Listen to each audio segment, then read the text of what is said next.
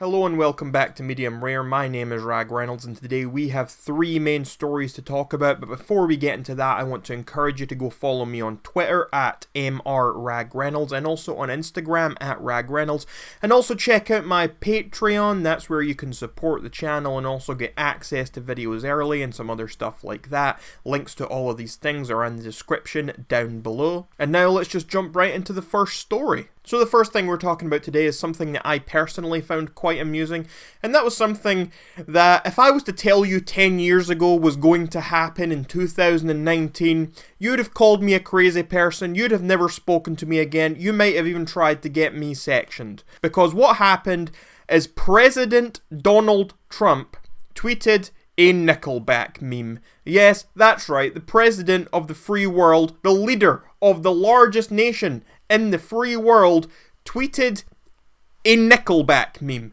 That is insanity. Have you ever spoken to your son about his overseas business dealings? I've never spoken to my son about his overseas business dealings.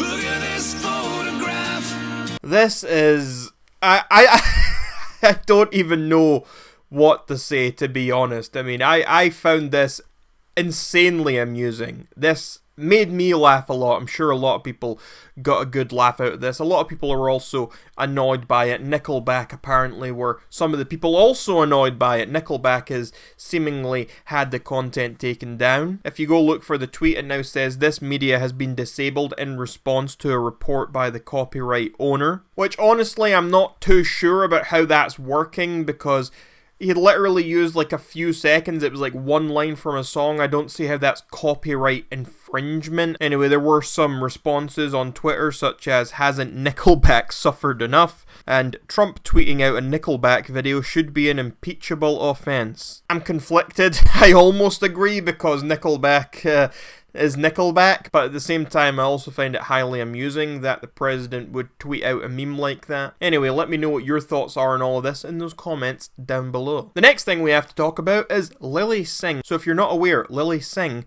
was a big YouTuber who eventually moved on and recently got her own late night TV show. And she is, well, there's been a lot of backlash. It started off, there was backlash because people just said she wasn't funny. She's trying to be a comedian, she's trying to tell jokes, and people just said, nope, not funny whatsoever. People cringing over clips of her new show, until an episode came out where she seemingly poked fun at Sikhs and at turbans. Take a look.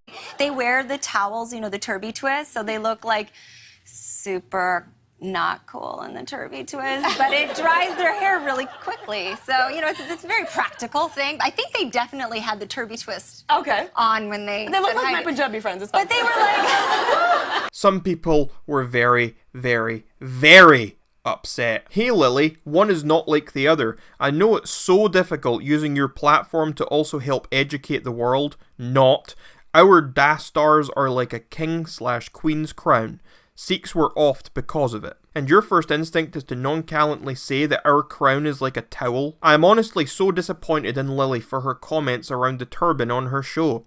When you see someone from your community rise to prominence, you'd expect them to represent your people, not fuel their ridicule. We also saw other responses such as Lilly Singh is proof that just because you're a failed YouTuber doesn't mean you can't also be a failed television personality. Every joke by Lilly Singh is, lol, white people, am I right? And it's so tiring and unfunny. You hate white people. We get it. You're brown. We get it. I made it 5 minutes into her new show and I had to turn it off. The cringe was too much. Yikes. And after all of this, Lilly Singh came out with an apology on her Twitter for telling that joke about the turbans. Hey friends, my timing is very poor. I just made a post about dealing with hate online because I saw a tweet from someone making fun of my outfit and I was completely oblivious to a larger issue happening.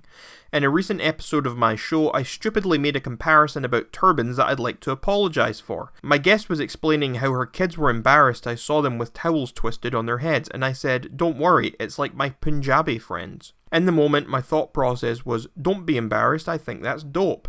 But in hindsight, I recognise that it was a disrespectful and problematic joke to make that has a lot of painful history behind it, and I'm very sorry. This was the first episode of the show I ever taped, and I was very nervous, doing improv that that wasn't well thought out. I'm incredibly sorry to those I hurt with that comparison, and I want to make it clear that I am incredibly grateful to the people who took time to bring this to my attention and educate me on the matter. I appreciate that you approached me with love and patience. I don't wear a turban and I haven't lived with that experience, and so I really value people giving perspective. I'm grateful that this was a teachable moment instead of another opportunity to divide and attack. This is all new to me. I'm still learning and growing. I know the line for comedy is subjective, so I can only do what I feel is right, and in this case, taking full ownership and apologising feels right. No ands, ifs, or buts. I was wrong. I hope you continue to make space for me to make mistakes and improve from them. Aside from these words, I've also taken the action to ensure my stupid joke is removed from the episode and online clips. Thank you, and here's to a life of growth and improvement. Lilly. And there were some mixed responses to this apology. Some people were upset that she did apologise. The show isn't good, but the idea that Lilly Singh had to apologise for an innocent joke that hurt absolutely no one makes me feel bad for her. Go back to YouTube. F these people. Majority of first episode is making fun of white people. Absolutely no apology or anything. One remark about turbans. Proceed into a 7-paragraph apology regarding how you're inexperienced. I'm very happy for you and I wish you success, but seems shallow if you ask me. First show and you're already apologising, lol, nighttime isn't your thing. We also had some people who were happy to see her apologise and were proud of her for it. The class and transparency of this has left me speechless. It's not easy to admit mistakes, especially when you are already under a magnifying glass with a new show. Thank you for sharing this with us. So much love for you. OMG, I wouldn't think for a second that people would take that joke seriously, but I'm beyond proud of you for owning up to your mistakes, and I'm so proud of you, and regardless of the hate, don't listen to them. You are the prettiest and most wonderful human being out there. So what do you think about this situation? Do you think Lilly Singh should have apologised? Do you not think she should have apologised? Do you think that there are limits to comedy, or don't you? And what do you think about her new show? Have you seen it? Do you like it? Do you think it's funny?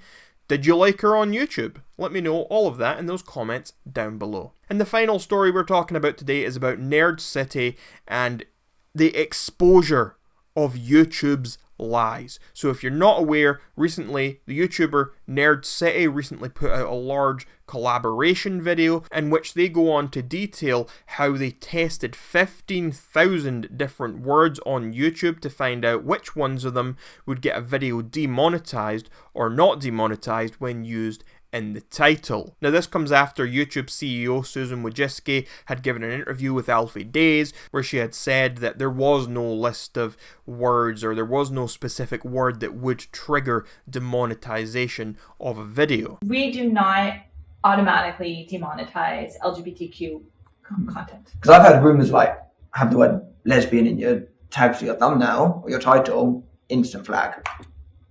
There is no policy. Of course, because we want to have all different voices representing all different points of view. There's no like flag words from specifically that community that is like more likely to be demonetized. There shouldn't be, no. Shouldn't be. But this list of words and terms that were spoken about in the NerdCity video seems to prove otherwise and seems to point to Susan lying about all of this. I will leave a link to this huge document with the 15,000 words and terms in the description down below for you to check out. But among these words were stuff such as gay or homosexual. Those words would get demonetized when used in the title, whereas words such as straight or heterosexual would not be demonetized when used in the title. So a lot of people are taking all of this as confirmation that YouTube does in fact discriminate against LGBT creators. Other people though are saying that it's not specifically LGBT creators and it's just all creators in general. Some people pointing out that even the word you was among the words that could actually get you demonetized, which was quite insane. Other words that could also get you demonetized were stuff such as Shrek. So overall, there have been a lot of varying opinions here,